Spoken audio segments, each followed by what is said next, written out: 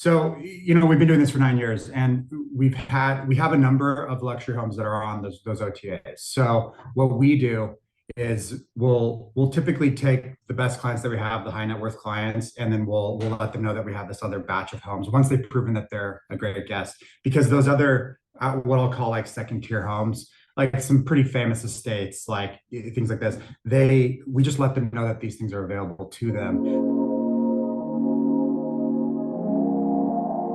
How did you Yeah. transition from your own property into managing like 60 luxury vacation rentals? Basically what would happen is people would stay in that house and then they would buy a house and they'd say, hey, can you manage this house? So we never really marketed or anything like that. It was just growing word of mouth for the past 9 years.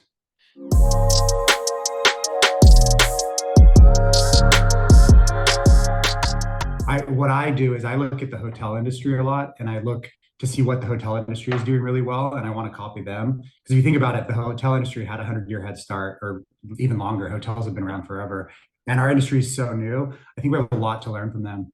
And so, like, I kind of try to stay like, it's not that I don't like talking to hosts. I love talking to other hosts, but I try to kind of look to the hotel industry because what I've always thought about what I'm creating is that we're basically building a hotel chain. Mm, It's different, obviously, because it's not in one centralized location. But what are kind of like the key elements of hospitality that we need to take from the hotel industry and kind of adopt into what we're doing? So I think my strategy is a little bit different. I'm not like, like I was saying, I don't go to those like VRM conferences and all that and kind of learn from other yeah. hosts in that type of way. And I'm sure, to be quite honest, there's a lot that I can still learn from those types of things. But it's more that I like boutique hotels. I like to see what Mm. they're doing. And I just think that that's where I want to learn how to be better, because I've been fortunate enough to travel to some great hotels. And I've also stayed in a lot of like pretty mediocre rental properties. And so I've kind of like taken those two and be like, okay, how can we really figure out how to do this the right way? And it's a long-term game. It's not, there's no easy answer to all this. We Yeah. still have a lot to learn. Yeah, sure. So how long ago did you jump into the vacation rental space? 2013, so that was 9 years ago. And it kind of happened by accident. I had a house in the Hollywood Hills, um, and I was going through a breakup, and we were going to sell it. And I said, well, Airbnb is brand new. Do you mind if let's keep it and see if we can throw it up there and Sure. rent it out? And I was blown away. I think because we were one of the first luxury homes Hmm. that was listed, instantly my calendar filled up. And I think I had it priced way wrong. Yeah. Like, I didn't know what I was doing. And it just started to fill up, fill up, fill up. And so then we just kept raising the rates because, to try to find market rate. And basically what would happen is people would stay in that house and then they would buy a house and they'd say, hey, can you manage this house?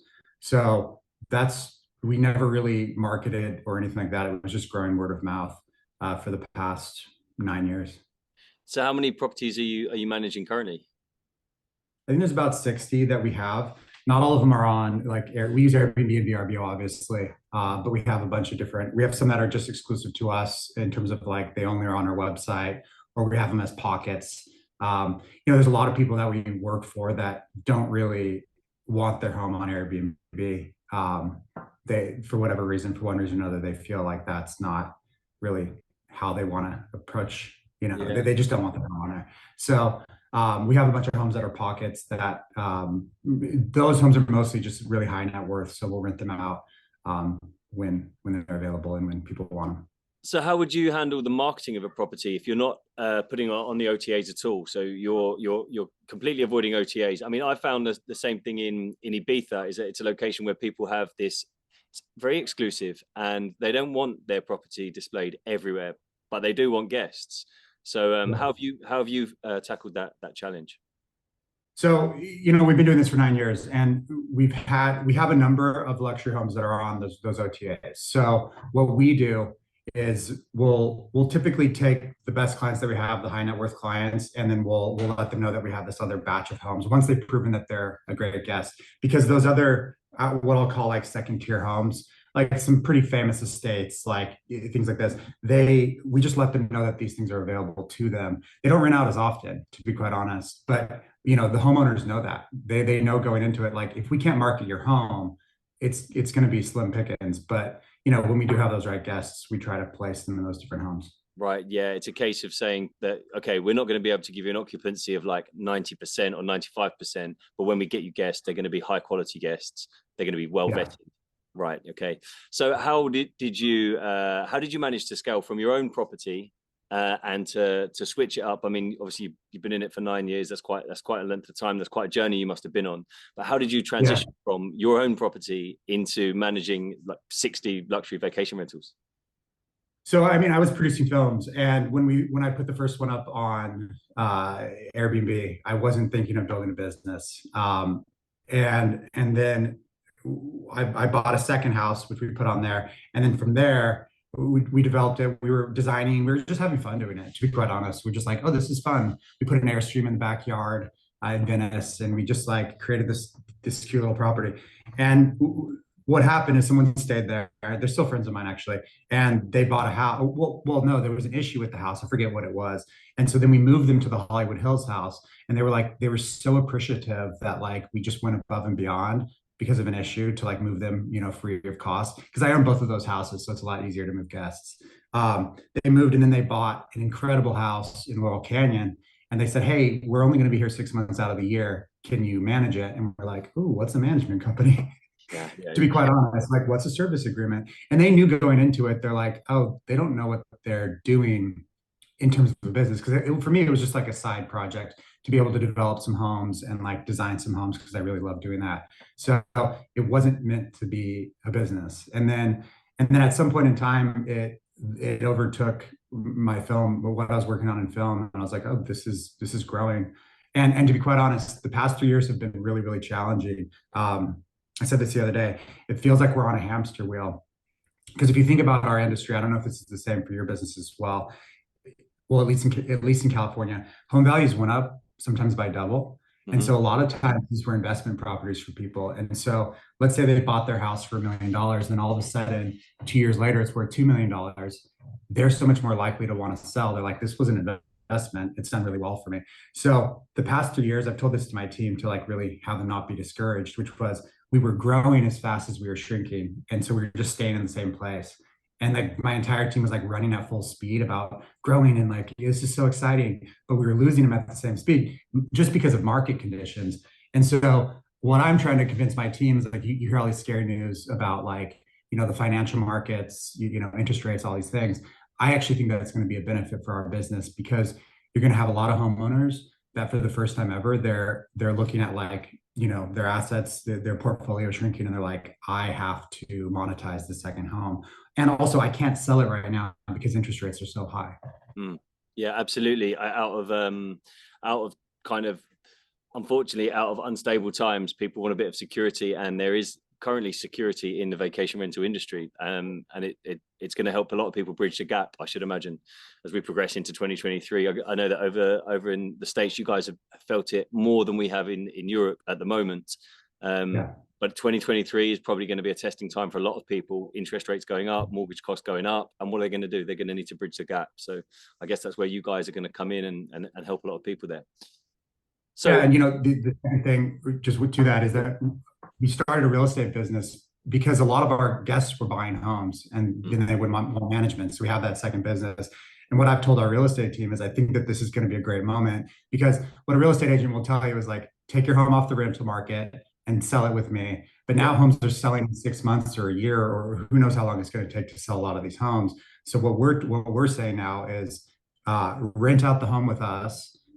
Our agents or your own agents, whoever you choose, can still try to sell the home. They're going to have to be a little bit flexible around the rental schedule, but at least you'll be monetizing. And two of my homes are currently for sale. Actually, this home I'm sitting in is currently for sale. And like for me and my investors on it, we're not stressed out because if it takes 2 years to sell, like we're monetizing it the entire time. And so sure, real estate agents, they're not going to really love that because they have to be a little bit more creative. But like, the industry's changed, like interest rates have risen, like we have to be a little bit more creative here.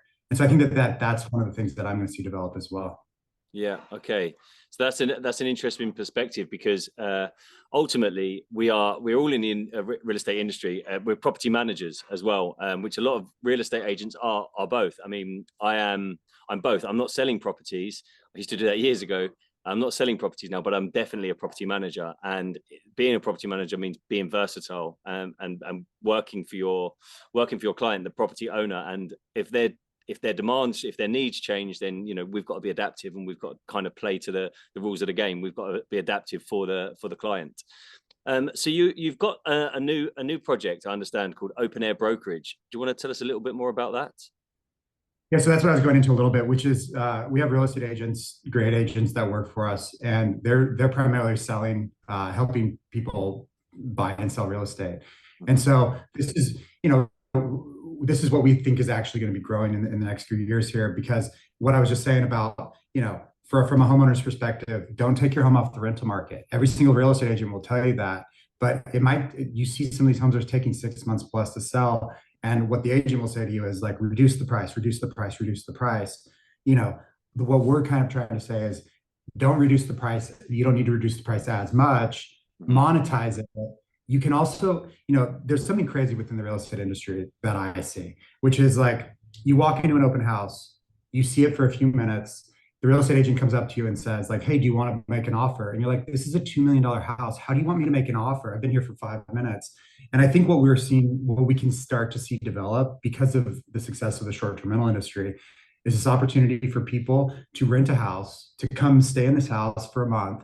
And then at the end of the month, like, look, if you fell in love with this property, you can buy it. We have 3 homes, a couple pockets that are for sale, but they don't want to put them on the market. Like they just tell us, and since we have a real estate brokerage, we can do this. The current guests in the homes, like, if they fall in love, they can make an offer to buy it. And a lot of times, you see how the light comes in, you find your favorite reading corner to read a book, whatever it is, like, or you might hate it. You might meet the neighbors and they're playing music until 3 a.m. You're like, I don't want to live here. But this idea of how you buy a house, walking into an open house, there's 20 other people there, and you're expected to make an offer in one, make a decision within one day. It just seems like that needs a rethinking. I think that's absolutely true. You know what? I hadn't even considered that point, but I remember when I was a real estate agent 15 years ago, we had a purchaser that arranged with the vendor to sleep in the property, which was a kind of really weird request because everybody was like, "You've seen it for 20 minutes. Now either you buy or you don't buy." But now with the prevalence of Airbnb and a lot of the properties being on Airbnb up until the point of sale, it kind of makes perfect sense for a purchaser to just book it for a night. You just stay there as a guest, and you get a real sense, a real feel for the place. That makes perfect sense. Yeah. Yeah, and it doesn't have to be a night. It can also be a month. It can be a week. And I think from the buyer's perspective, from the seller's perspective, you're monetizing your home the entire time. And when someone does make an offer that stayed there for 7 days or however long, you're much more confident that they're actually going to buy the home because they've been there, they know what it's like, they already like it. Whereas, like, I think a lot of times people lock up these contracts with people, get the home off the market, and then they go into contract for 2 months and then it falls out. So I think that this is beneficial kind of for everyone. It's the one person that I think it's probably not beneficial for is real estate agents. They want, the past few years, people would walk in, they'd get 10 offers, they'd go to their client and be like, look at how good we are. We got 10 offers for you. Well, that was just the state of how it was. And now that it's changed, I think that they're still operating that mindset. But like, we need to look at the entire industry, real estate industry, and then bring in like the small niche, which is short-term rentals, and be like, okay, how can we maybe do this a little bit different? Because it seems like, it just seems to make sense for everyone involved, except for the real estate agents. Yeah. And I have a team of real estate agents, they're great, but we're going to have to get creative at this time if you want to continue to sell houses. It's not the same as it was 2 years ago or even a year ago. The landscape has changed.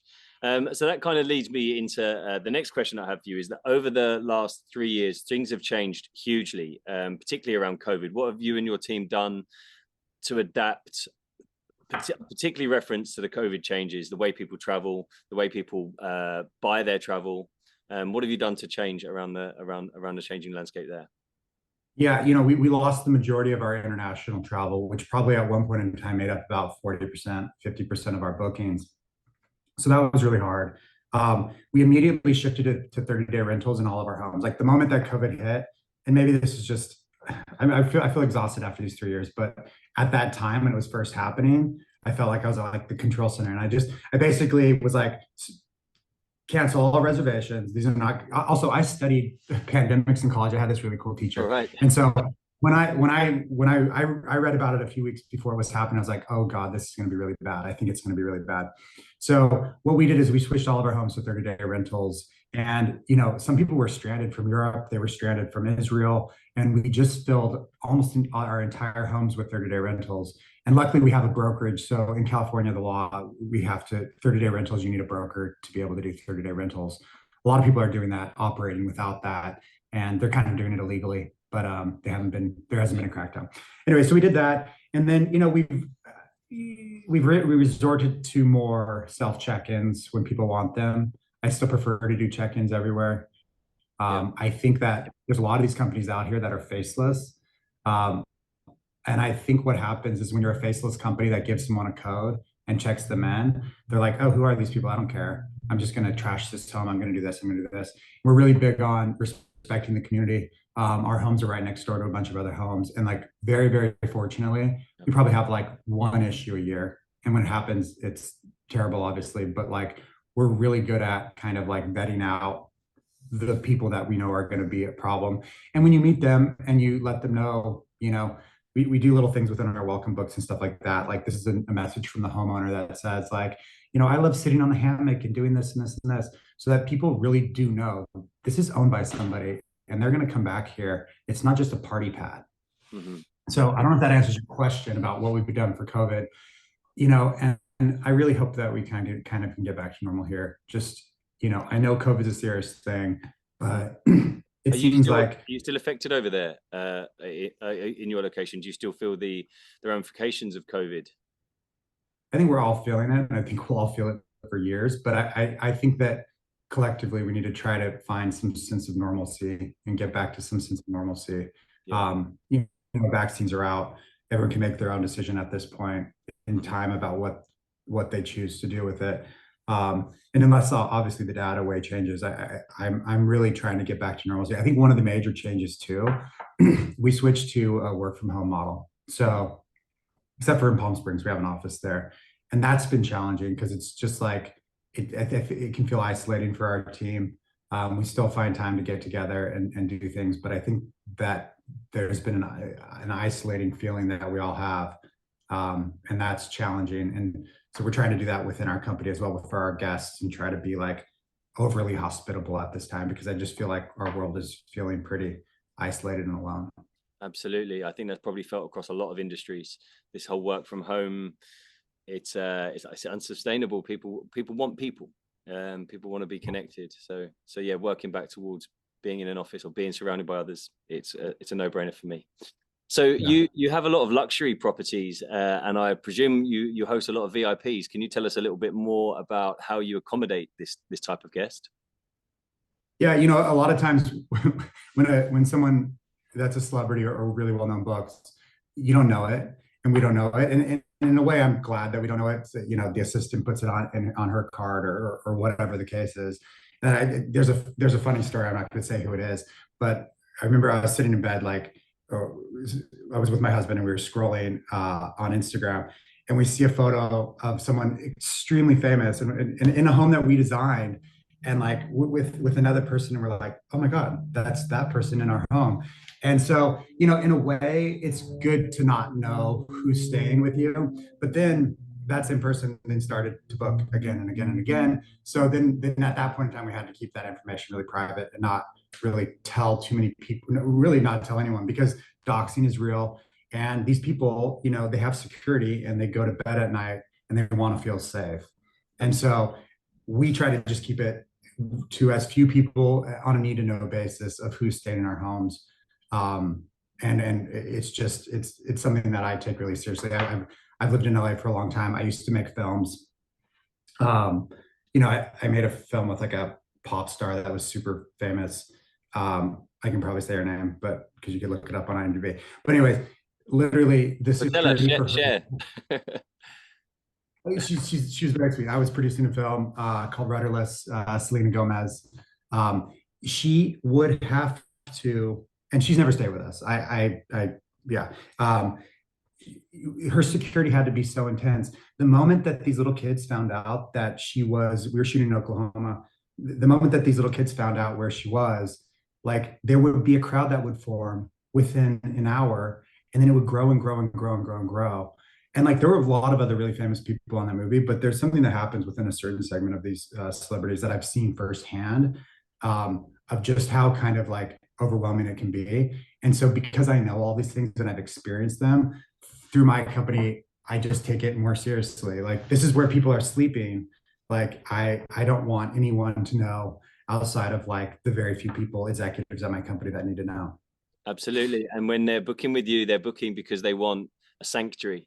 They're not booking because they want the host to publicize where they're staying. They want to escape the camera.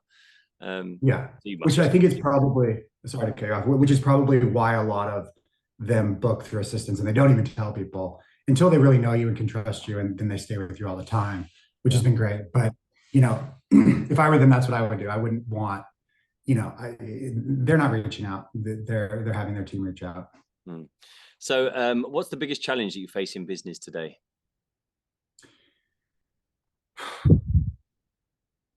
We went through a layoff, which was really challenging. And I think it can feel demoralizing for the team that there's more work on their plates with less people. That's because in the day, it comes down to the people that work here. And, over the past few months, our rates went down 30 or 40, 30% maybe. Okay. Airbnb came to us and was like, if you want to compete, you're going to need to lower your price. I don't know if this is happening for you in Europe. Um, So at the moment, really seasonality wise, since COVID came along, seasons were kind of out the window. Everything was smashed. It's like somebody walked in with a hammer and smashed up all the anything you could predict. And then it was gone crazy for the last 12 months. It's been absolutely wild. Prices have been through the roof, charging money that you couldn't believe for these nights. The rates gone up. I kind of apportion that to pent up demand, inflation, pent up spending power because of the furlough money that was distributed. And then all of a sudden, as we've approached a traditionally low season, such as November, things kind of tapered off. And then December, things have stayed kind of low. For Christmas and New Year, around that period, it was still kind of low.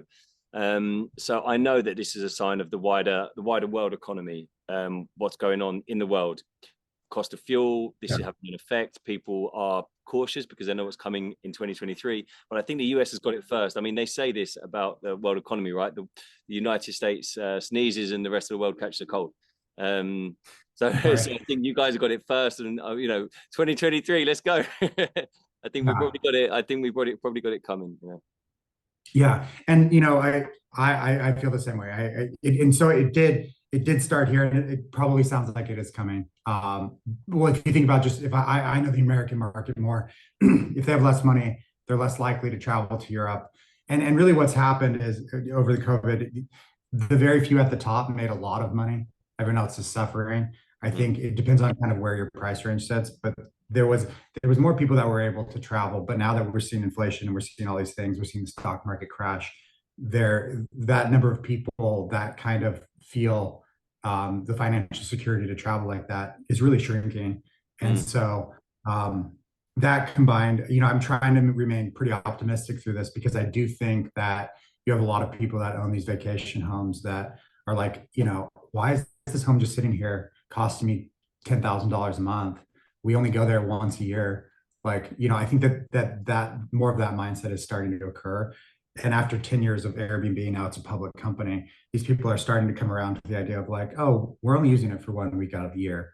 Why is this home just sitting there? So I think it's going to be a moment of growth for our industry. So I'm trying to remain optimistic, obviously. Yeah. I guess it's just a question of time. I mean, I'm old enough to have experienced 2008 credit crunch. I was in real estate. I, in fact, was made redundant during that period, having just bought my first home, and it was a very scary time. But the thing is, kind of when the house of cards falls, it's just a matter of biding your time. From my experience, biding your time to get through the hump, because as soon as the hump's gone, as soon as we're over the hump, which could be 2 years, and as soon as that hump's gone, it's back to rebuilding for the economy overall. So I think really it would be a case from, which is such a shame to have just gone through this COVID period and then be hit with economic troubles. I mean, it's obvious that it was going to happen after that, Yeah. but it's just a case of biding time, getting past the hump of the economic slump, and then looking for the growth period.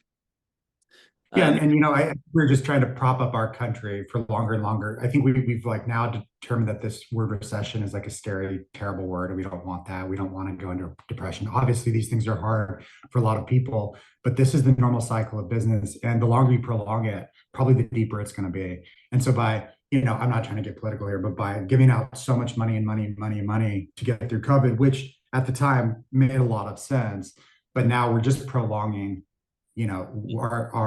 our world economy is ready for a decrease in prices. Like if you just take real estate, it's just gone up so tremendously. Younger people, for the most part, don't have an opportunity to buy a home. Like that'll lead to revolution at some point if something doesn't change. That like it seems like we've created so these asset classes have to come down in price, and that's going to be a challenging time. sure, sure. So, what do you spend most of your time doing in your business day to day? I'm trying to pull myself out of operations. And I have a great team of people. I think it just stresses me out a little too much. I think I'm a perfectionist. So I'm going to start telling the company story more. I'm going to start doing more things like this. Um, I work with my, CFO or accounting person quite regularly. I love writing, so I write a lot of blogs.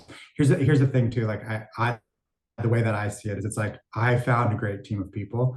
And so I get to kind of choose what I want to do and what I don't want to do.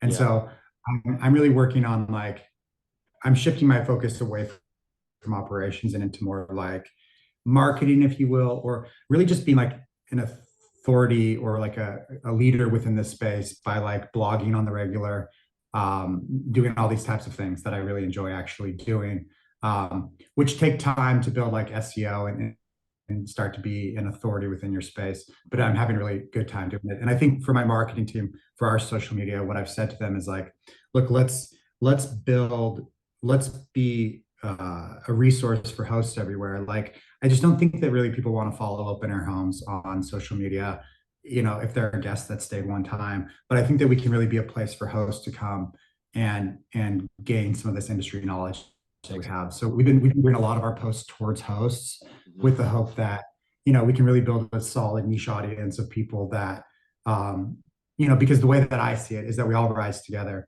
The more that people have a bad experience in Omaha about an Airbnb, they're going to tell their friends, "Oh, don't book on Airbnb; it sucks."